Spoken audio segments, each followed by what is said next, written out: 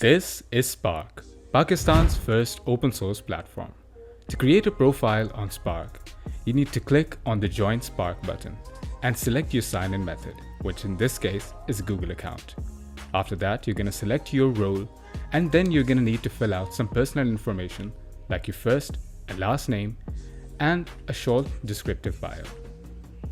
After that, you're also going to need to select some of your interest areas and the skills that you currently possess. After that, you're going to need to fill out some educational information like the name of your degree, the university, and the duration of your degree. You can also add the links to some of your social profiles. And that is it. Your profile on Spark is created.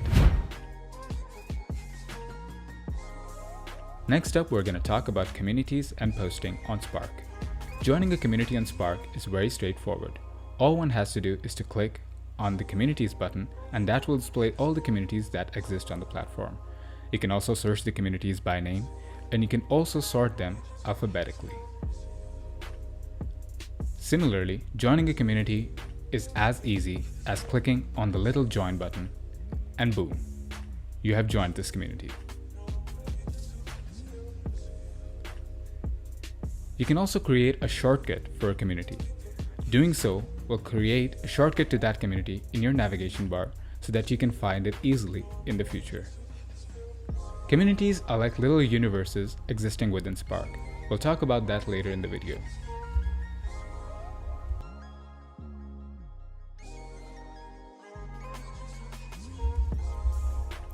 Adding a post on Spark is equally intuitive.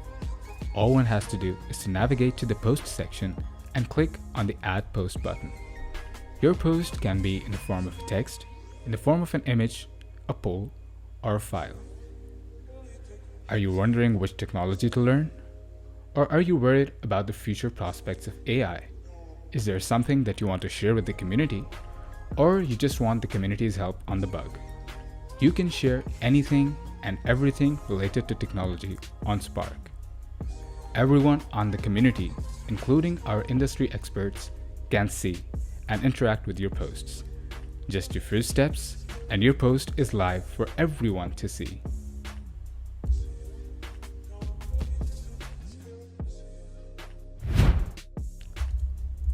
Spaces are like solar systems in your universes. You can create a space in a community in a few easy steps. First, click on the Create Space button and add details like title for that community and a short description like an FYP space for university students. You can set the space type to public or private and publish that space, and your space is created. The next step would be to enable certain features for that space like chat, posts, project management, and file sharing. The next thing that you're going to want to do is to add users to that space, and you can do that by sharing the invite link with those people. After those people have clicked on the invite link, they can be added to this space. In the chat feature, you can chat with the people in the space individually or in the form of a group chat. Posting within a space is similar to the overall posting on the Spark platform. They can be in the form of a text, image, poll, or you can also share a file with them. Project management is where the actual magic happens. Within a space, you click the button labeled Create New Project and add details like the project title, the starting and its ending date. You can also write a short description that describes what the project is.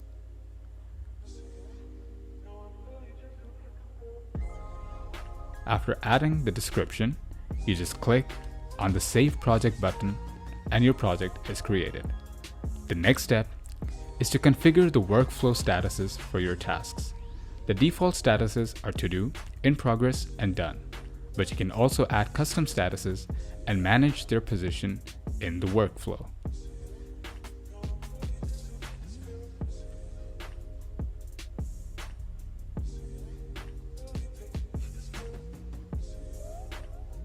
To add the people who are going to work on the project, you have to select the people that are already present in the FYP space.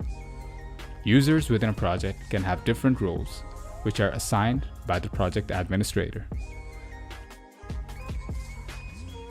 To manage the project, you have to create a sprint. Enter the name, starting and ending date for the sprint. Create tasks within a sprint by naming the task and setting its status.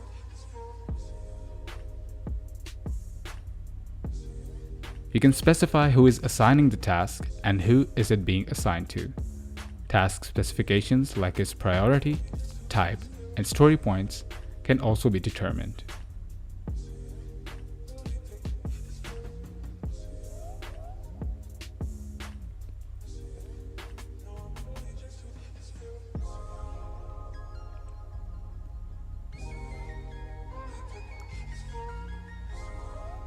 After you have planned the sprint, you have to activate it by starting the sprint. By doing so, you can track the tasks of that sprint through the sprint board. Tasks can be moved across the board by updating their statuses.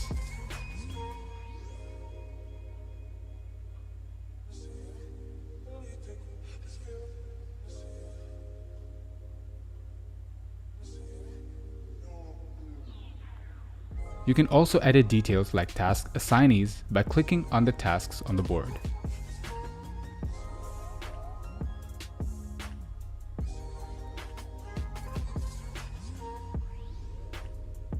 Comments that other users add to the task can be viewed by everyone in that project. And you can also add your comments on specific tasks.